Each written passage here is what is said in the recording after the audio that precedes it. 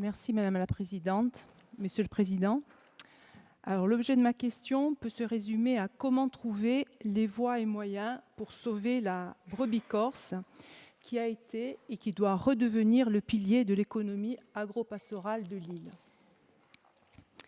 La race ovine corse est endémique et se caractérise par sa petite taille, par sa rusticité, par son potentiel laitier qui est important. Son effectif aujourd'hui en Corse est de 110 000 bêtes, soit 90 000 bêtes reproductives. Alors que la Sardaigne, bon, comparaison n'est pas raison, ce que je vais vous dire, mais comme c'est, je dirais, l'île qui est proche de la Corse, et elle compte quand même 4 millions de bêtes.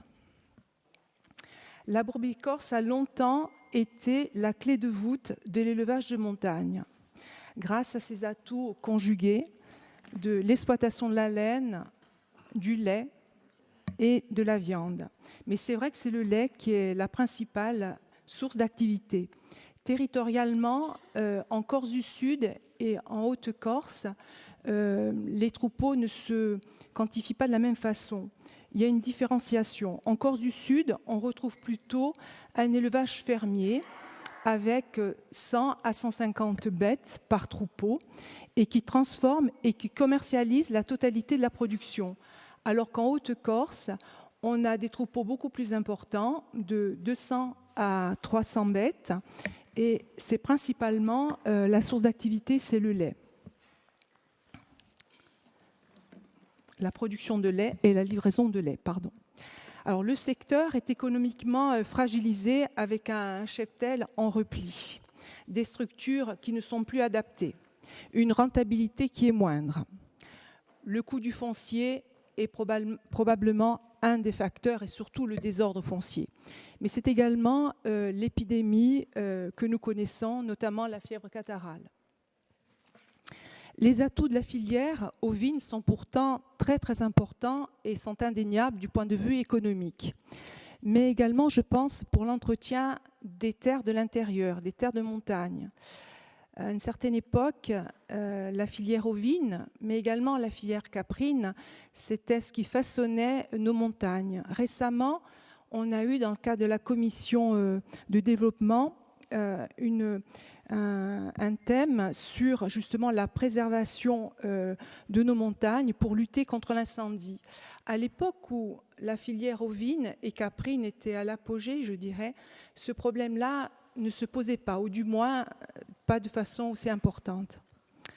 Et puis je dirais que la filière ovine, elle vitalise la zone rurale. C'est également un outil de production authentique liant qualité et territoire. Alors vous voyez, Monsieur le Président, il existe des pistes pour promouvoir cette brebis corse, pour consolider le cheptel et redonner ses lettres de noblesse à l'élevage ovin. Il y a bien sûr la démarche AOP, mais il y a également les signes de qualité. Je ne suis pas là pour opposer les bergers, loin de là, fermiers ou producteurs, mais chacun doit pouvoir vivre décemment de son travail. Aujourd'hui, nous disposons d'une AOP pour le broach qui impose que le lait soit issu de la race ovine endémique, quand une partie du cheptel est malheureusement décimée.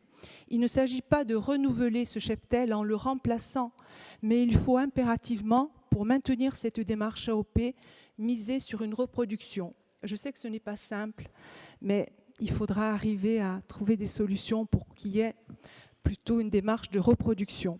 Il y a également l'accès au foncier, qui est une grosse problématique, et il faudrait des mesures fortes avec des incitations fiscales. L'abattoir petit ruminant, indispensable corollaire de la filière, et qu'on annonçait en plaine orientale. Alors je vous pose la question, Monsieur le Président, pour savoir où nous en sommes. Et bien sûr, la production d'aliments. En Corse, la production d'aliments, c'est un élément essentiel parce que c'est un surcoût qui est un poids démesuré pour les éleveurs. Donc il faudrait peut-être penser effectivement à cette fameuse autonomie alimentaire. Dans ma famille, c'est ce qui se passait. Alors, il faudrait une réflexion d'ensemble et mener... une réflexion d'ensemble est menée pour promouvoir la filière. Nous avons besoin aujourd'hui, Monsieur le Président, d'une concertation avec les autorités consulaires et je vous demande si il y a une possibilité par le biais de l'ODARC d'organiser cette concertation pour déboucher véritablement sur un plan d'action ambitieux. L'épidémie de fièvre catarrhale qui nous touche doit être l'occasion d'un sursaut. Et c'est un sujet qui me tient, je suis très émue parce que c'est quelque chose qui me tient à cœur et qui touche ma famille. Je finirai, je dirais, mon intervention par une citation de Jules Renard qui illustre bien la place de l'élevage ovin en Corse. Le berger, avec ses moutons, a l'air d'une église avec son village. À nous de faire en sorte que ça redevienne une réalité et non pas une image d'Épinal. Et je terminerai par quelque chose qui, pour moi, est très important.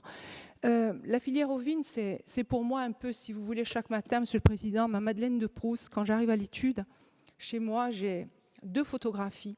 Une photographie qui montre la transhumance sur Guisogne de ma famille et ce qu'on appelle Ougagil, où ma grand-mère faisait le fromage. Alors, je vous demande la plus grande attention, Monsieur le Président, mais je sais que vous l'aurez. Je vous remercie.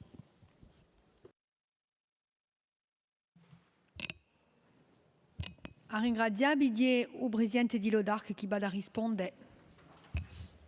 Merci Madame la Présidente.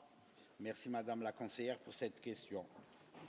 La filière ovine corse est au cœur des préoccupations de l'ODARC et j'ai plusieurs fois eu l'occasion de le souligner à l'Assemblée. Aujourd'hui encore, avec l'implication forte de l'ODARC dans le cadre de la crise engendrée par la fièvre catarrhale et la mise en place d'une aide exceptionnelle à la reconstitution des cheptels touchés. En effet, alors que la situation était bloquée et que l'État au niveau national se refusait d'activer le régime d'aide exemptée permettant le financement du renouvellement des animaux morts, c'est la collectivité de Corse qui a décidé de mobiliser ce régime d'aide et ainsi venir en cofinancement des crédits d'État pour que les éleveurs puissent être indemnisés en dehors du régime de minimis et à juste valeur de leurs pertes. Il me semble également utile de rappeler le doublement de l'aide ovine du premier pilier de la PAC pour les éleveurs en AOP Broach à l'initiative de l'ODARC. De même, l'ODARC encourage toutes les opérations visant à l'autonomie alimentaire des cheptels, avec notamment la mise en place du plan protéique, financement à 75% de la mise en culture, et du plan d'investissement exceptionnel d'amélioration de gestion des ressources pastorales, avec le financement de tracteurs, même à chenilles équipés de gyrobroyeurs. Des travaux en matière de recherche sont également engagés sur la station expérimentale de l'ODARC à Altiane, que ce soit sur la qualité fine du lait ou sur les capacités d'ingestion de la brebis corse, ainsi que sur la transformation fromagère fermière et particulièrement la typicité des fromages fermiers corses, afin de défendre les modes de production traditionnels, race corse, pastoralisme, lait cru. Dans le cadre de la prochaine programmation, l'ODARC a également souhaité soutenir fortement cette filière dans le cadre des aides à la modernisation du PSN, avec notamment la bonification des aides d'intervention à hauteur de 60% pour les aînés et 80% pour les GIA. Seule filière avec la filière caprine a bénéficié de ces niveaux d'aide. Comme vous le soulignez, plusieurs outils sont en cours de mise en place. L'abattoir petit ruminant qui est désormais inscrit au futur schéma territorial de l'abattage. La problématique foncière pour laquelle nous espérons que le processus d'autonomie, et notamment son volet foncier et fiscalité, permette d'apporter des solutions concrètes. Toutefois, la relance de cette filière ovine corse ne pourra se faire sans une remise à plat de la méthode de travail entre tous les acteurs. En effet, malgré plus de 2 millions d'euros annuels dédiés au développement des actions collectives et de l'appui technique dans cette filière, dans le cadre du plan d'ambition, cofinancé par l'État et la CTC, et permettant de financer 40 salariés à temps complet, les résultats ne sont pas à l'auteur des ambitions. Cette réflexion, je l'ai partagée avec les différents acteurs de la filière et au premier plan avec l'ILOC.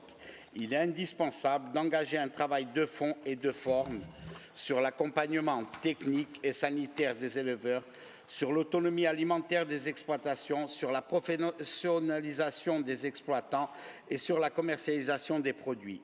Ce travail doit se faire en concertation avec tous les acteurs concernés et notamment les chambres d'agriculture qui assurent le contrôle laitier et l'appui technique dans cette filière. Dès janvier, j'organiserai une rencontre sur Alcan avec les acteurs principaux pour engager un processus de travail autour de ces thématiques afin de transcrire les résultats de ces échanges dès 2024 dans le cadre du plan d'ambition.